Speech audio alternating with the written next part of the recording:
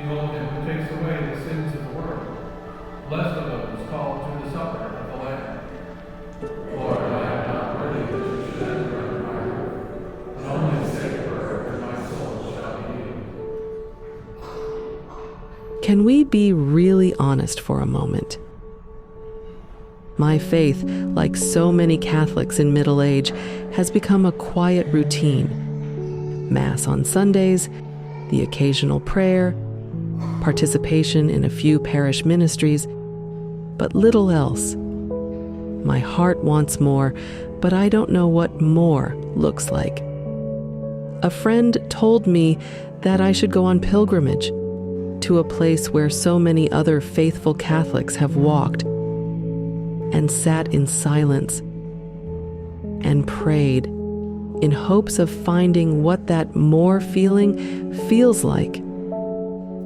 I remembered my parish priest, Father Joseph Fowler, taking many of our parishioners on pilgrimage in the past. So I talked to them. Greg and Mary Stone went with Father Joe on pilgrimage to Rome. Most of all was the daily Mass. I mean, it was as spiritual an experience as any I have ever had. Even though it was a lot of fun, it was still as spiritual as I've ever remembered. The thing about this, which really did make it special, was because when Mary was talking about it, it was a pilgrimage. And so we were out there and we were following him, and the daily Masses were just the beginning of always wonderful days, but he did such a wonderful job with that you really got more out of it than just looking at brick and mortar. It was a very, very spiritual time for us.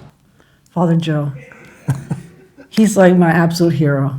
He's somebody that just is casual, comfortable, down to earth, but he expects certain things from his flock, so to speak. Sure.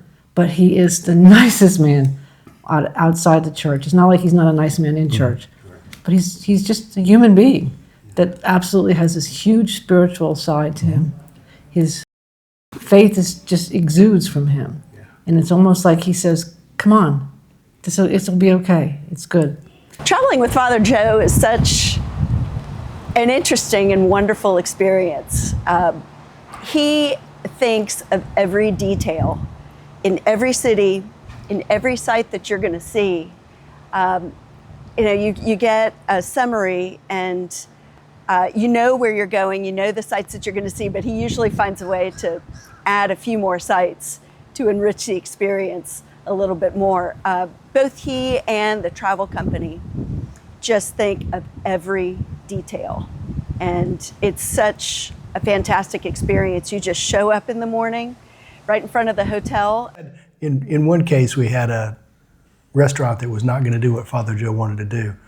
On the fly, he changed the restaurant while we were traveling, and he got everything squared away. Yeah.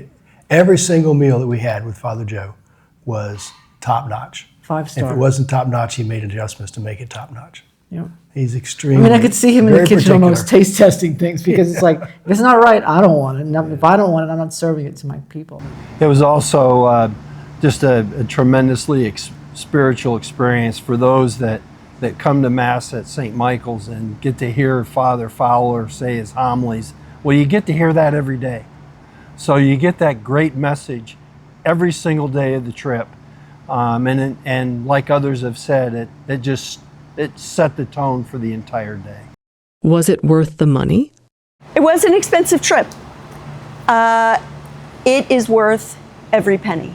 It's such an enriching experience, so wonderful, and so many wonderful memories. I would do it again in a heartbeat. What was amazing is, we saw Pope Francis, but that wasn't the highlight of the tour. To me, the highlight of the tour was it provided, over the course of the tour, I truly experienced a spiritual renewal just by being in the company, seeing the things that were brought out to us about various saints, what they had done in centuries past, and how the foundation of the Catholic faith was established by those saints. Well, a funny thing, when this opportunity came up for the next trip, We were the very first people to sign up. Yeah, I don't think the ink was dry on the paper yet that Father announced it. So before we were ready to go again, absolutely, highly recommend it. Worth every penny. I always vacillate as to whether my faith is strong enough, and I'm always looking for more resources. This church in itself, coming here, has been a godsend, and Father Joe has been a godsend. And this tour, some people think, oh, it's a bunch of people walking around beating their chest and weeping and wailing on their pilgrimage. That's not the way this is. This is honoring the saints, honoring what's happened in the past, honoring their successes, but also their struggles to get where they were, and seeing Catholicism and how it grew. And that's part of my heritage. That's part of who we are.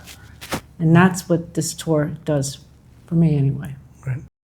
I do know that these historical places hold some of the church's oldest treasures: shrines, abbeys, saints' relics, and sacred traditions, where you can breathe in a history soaked in prayer. I've always been very comfortable in my religion. I've always had deep belief.